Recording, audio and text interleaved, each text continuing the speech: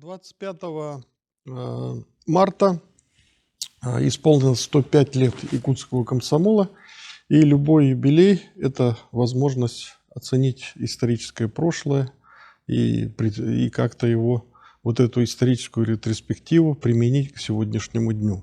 И мне хотелось бы поговорить о такой важной теме, об историческом опыте такой массовой молодежной организации, как комсомол, которая самораспустилась. И можно ли применить вот этот очень богатый опыт для современного молодежного движения? Первый съезд РКСМ, он прошел 29 октября 2018 года, а последний, 22-й чрезвычайный съезд ВЛКСМ, который объявил о самороспуске ВЛКСМ, разделяет 73 года. Конечно, это огромная эпоха. Это большой период, который историки называют советским периодом. И, конечно, комсомол был активным помощником КПСС, был строителем советского общества, социалистического общества, отвечал за воспитание, организацию советской молодежи. И за этот период, кстати, комсомол получил 6 орденов. Вот кто поступал в комсомол, такое поколение, оно помнит наизусть, как бы зубрили вот эти ордена, в каком году и так далее. И, конечно, вот ни одна массовая общественная организация не имеет вот таких наград. Это не просто так, это и подвиги в Великой Отечественной войне, и Гражданской войне, и за освоение Целины и так далее. То есть очень много таких больших событий. И история якутского комсомола, она имеет точкой отсчета и более позднюю дату, 25 марта 2021 года. Это было связано со сложной обстановкой у нас в республике, связанной с гражданской войной. И вот казалось бы, что материально-культурные и духовные ценности, которые нам как бы титаническими усилиями, ценой многих поколений, как минимум должны вызывать чувство, ну, скажем, благодарности у современного общества, у современников. Однако тон, заданный еще в 90-е годы у публицистов, у некоторых историков, он имеет очень негативный настрой в освещении советского прошлого и не утихает, ну, скажем, до сих пор. И фальсификация исторических событий, общественных организаций идет сплошь и рядом. С этим приходится встречаться. Ну, например, в странах СНГ изданы свои национальные истории, где определенный круг историков показывает Россию чуть ли не в образе внешнего врага, который помешал как бы развитию вот этих субъектов, этих, скажем, республик. Ну, а то, что СССР там создал современные города, развитую промышленность составил, там культуру, образование, здравоохранение, как-то вот, ну, об этом не выделяется. И об этом говоря вот не так давно, в прошлом году, подводя итоги Второй мировой войны, говорил в частности академик РАН, научный руководитель Института всеобщей истории РАН Александр Аганесович Чубарьян, академик. И возникает очень важный вопрос вообще, можно ли использовать богатый опыт комсомола вообще для современного молодежного движения. Сразу же хочу ответить «да», этот опыт очень полезный, и его, ну только, конечно, не абсолютно там копировать нельзя, конечно, на новой идеологической платформе, на платформе, прежде всего, патриотизма, на рыночных основах, конечно, он может быть использован. И уже какие-то элементы уже используются, я об этом дальше скажу. И, конечно, многие задают вопрос, а вот почему, скажем, газета «Комсомольская правда», она как-то смогла трансформироваться, даже не меняя название, успешно, ну, вписаться в наши, скажем, рыночные реалии. Такая организация, как ДОСААФ, там, она вот видоизменилась тоже в РОСТО и очень полезна. Профсоюз стал востребованным, достойной заменой комсомола. Вот, к сожалению, как массовой организации, вот до сих пор нет, не получилось. И, конечно, это не может не сказываться. Ну, другие молодежные, конечно, организации есть, но они не такие массы по своему, скажем, охвату. Какие сферы приложения могут быть, вот, исходя из опыта комсомола? Ну, например, приведу тоже тимуровское движение. Мы в детстве, многие из нас зачитывались, скажем, там, Гайдаром, да, Вот Тимур и его команда, очень интересные рассказы. И помощь со стороны школьников, например, младшего и среднего возраста, вот пожилым людям, одиноким матерям, инвалидам, скажем, участникам СВО, почему бы и нет? Вот чем сидеть, скажем, там за телефоном, вот родители даже блокируют интернет в определенных, значит, слишком увлеклись они цифровыми технологиями, я имею в виду играми, виртуальными гонками и так далее, а школьники могли бы заняться вот вообще вот этим общественно полезным двигателем. Даже, ну, помочь, почему бы не соседям там своим каким-то нуждающимся и так далее. Ну, назвать, естественно, по-другому, на новой основе, но такое движение могло бы быть тоже. Ну, этот опыт надо использовать. Ну, кстати, те же пионерские организации, они тоже, когда создавались, ведь использовался опыт мирового движения. Там все было очень тщательно продумано, начиная, скажем, от речевок, от формы, там, от линеек и вот этого построения всего. Вот вся эта атрибутика, она исходила, скажем, из скаутского тоже движения, какие-то элементы там использовались. То есть все это было достаточно продумано и вот так вот вписалось на ту почву. Опыт ударных комсомольских строев тоже можно, конечно, смотреть. Это был уникальный экономический проект советской эпохи, который имел большое воспитательное и патриотическое значение. Ведь люди там тщательно отбирались вообще по профессии, даже по каким-то физическим параметрам, по образованию и так далее. И, конечно, многие стремились проявить себя, а не просто там, скажем, ехали они за длинным рублем. Ну и после себя они оставили очень большие объекты, Амуро-Якутская магистраль и так далее. У нас, если то это город, конечно, Нерюнгринская ГРЭС, депутатский год и многие другие объекты. Система поощрения вот интересная была у комсомольцев, у активистов.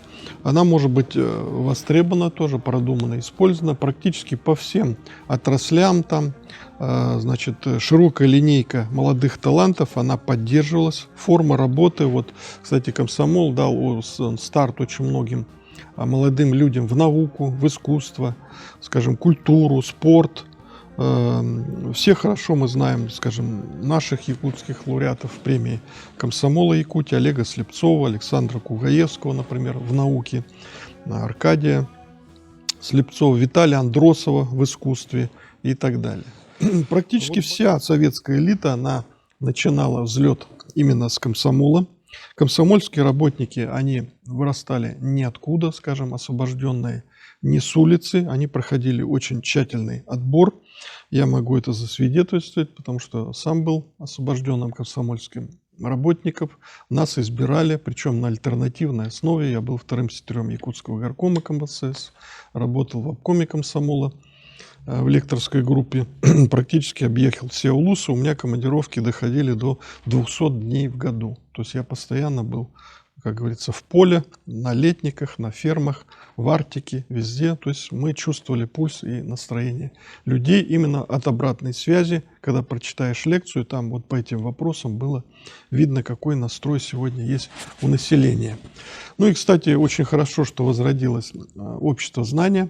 Вот научно-просветительская организация, в которой я тоже достаточно много проработал.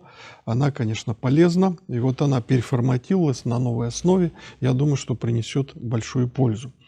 И таких элементов вот возрождения, вот, казалось бы, систем, которые были вписаны в историческое советское прошлое.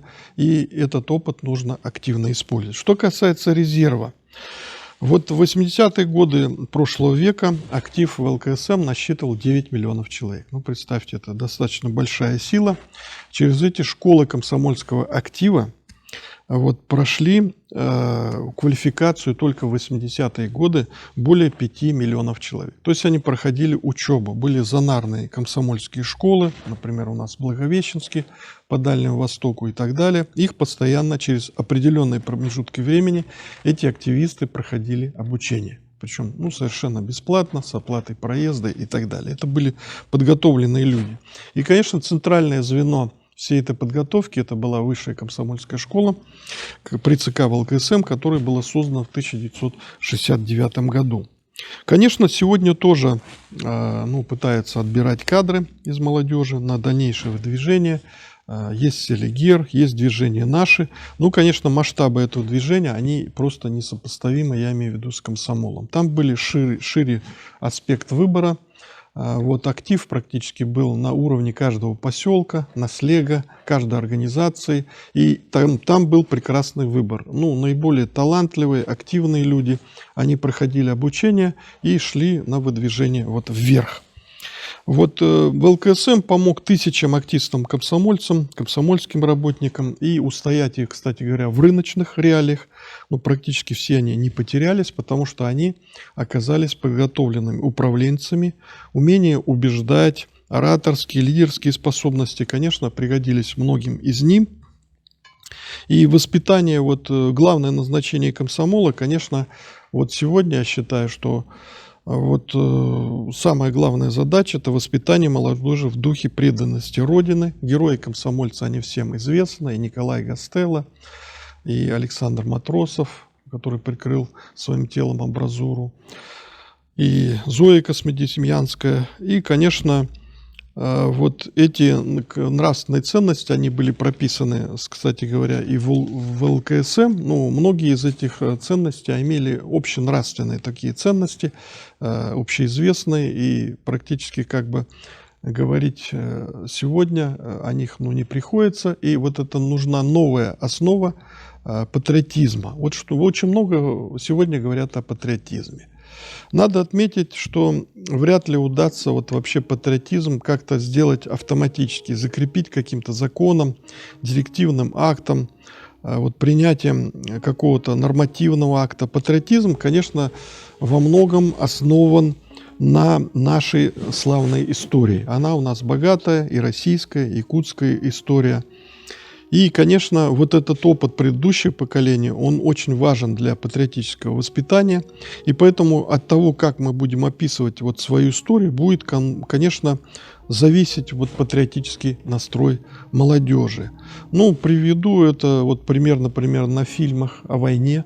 Мне, например, очень много не нравится в них. Ну, например, как показывают, допустим, работников СМЕРШа. Чаще всего это какие-то сытые, бездушные люди, которые занимаются тем, что, скажем, кто-то вышел там из плена, а над ними просто издеваются, их пытают и так далее. На самом деле это была очень важная работа по фильтрации, потому что непонятно, какой человек ну, пришел с той стороны фронта, или он был завербован, или нет. Это же важно было определить, прежде чем дать ему оружие. Об этом просто забывают. Ну и какое отношение, конечно, будет после этого к контрразведчикам? Это говорит о том, что не все фильмы проходят определенную историческую экспертизу на правоверность и так далее. А СМЕРШ это была очень мощная и полезная организация. И, конечно, она очень много сделала в победе в Великой Отечественной войне. И таких примеров можно приводить очень много. Но вот это наслоение, как бы вот этот настрой отрицательный, например, каким-то спецслужбам или другим организациям, он имеет тоже сегодня, ну, скажем, важное значение. Не надо вот передергивать вот эти факты, как бы все показывать только в черном каком-то свете. И, конечно, во времени перестройки, это был тоже очень тяжелый момент, вот комсомол, кстати, смог адаптироваться к реформам экономической деятельности. В 90-е годы в комсомоле насчитывалось 4000 хозяйственных формирований, и общий объем производства услуг был свыше 2 миллиардов рублей. Практически комсомол превратился в самоокупаемую организацию, она не нуждалась, скажем, в бюджетном финансировании. И было занято свыше 200 тысяч человек в этой хозяйственной деятельности, ну, это и кооперативное движение и так далее. И после 20-го съезда ВЛКСМ было 50 миллионов, ну, это достаточно большие были тогда цифры, они были направлены на социальные программы. Поэтому, ну, однако, несмотря на вот все эти усилия, на гибкость, скажем, комсомола, было объявлено решение о самороспуске. Это тоже является, ну, предметом, наверное, специальных исторических исследований, могло бы существовать. Почему, несмотря на такую богатую историю, эта массовая организация прекратила существовать, хотя она могла бы, ну, скажем, как-то трансформироваться, как, скажем, профсоюзу. Ну, наверное, причина, может быть, там слишком большая идеологическая составляющая была у этой организации. Наверное, это повлияло. И, конечно, распад Советского Союза. Потому что многие союзные работники, в ВЛКСМ это была организация, которая объединяла все союзные республики. И когда они отошли, практически вот развалины Советского Союза, они и обрушились, и как бы завалили собой, вот, образно говоря, эту молодежную организацию. И в своих выступлениях, ну, историк потом, общественный деятель, Виктор Мироненко, первый секретарь ЦК ВЛКСМ, он так и говорил, что, скажем, Советский Союз, вот, ну, скажем, похоронил собой вот комсомол. Это была, скажем, одна из причин, а не потому, что, скажем, может быть, лидеры того движения не могли вписаться или как-то адаптироваться в реалии того времени. Но между тем, скажем, добровольные спортивные организации, которые успешно работали в советский период и сейчас продолжают работать, «Спартак», там, ДСО, ЦСКА, они все известны и достаточно эффективны, работают без особых изменений. Ну, наверное, потому что там было меньше, может быть, идеологической составляющей. Но я говорю, что мы не должны слепо копировать вот абсолютно все, что было в комсомоле, а надо выбирать какие-то отдельные элементы и их внедрять на новой идеологической платформе патриотизма. Ну, кстати говоря, вот такие движения, как ГТО, вот, «Готов к труду и обороне», это очень хороший пример того, как вот через асфальт, через росток значит, как-то пророс. И сегодня можно ГТО сдать, несмотря на какой-то возраст. Даже 70-летний сегодня может сдавать ГТО. «Готов к труду и обороне». Почему бы нет? Это очень полезный опыт. Ну, вакуум, который создался вот в массовом молодежном движении после самоликвидации комсомола, к сожалению, не заполнен и долго будет сказываться, вот, в частности, именно на кадровом резерве в нашей стране. И возрождение такой организации, но на новой абсолютно идеологической платформе, оно, конечно, является актуальным. И этой платформой мог бы стать, как я уже сказал, патриотизм и патриотическое воспитание молодежи. Выдвижение на руководящую работу молодых людей, которые не прошли вот обработку в низовом звене, скажем, вот не прошли вот это горнило в трудовых коллективах, не отобранных по лидерским качествам, значит, из числа продуманного кадрового резерва, они создают достаточно большие проблемы у нас во всех отраслях народного хозяйства.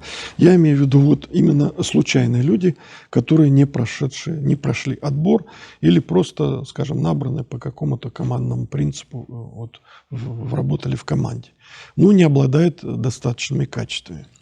Они не могут вовремя принять решения необходимые, там, позвать за собой, показать личный пример и так далее.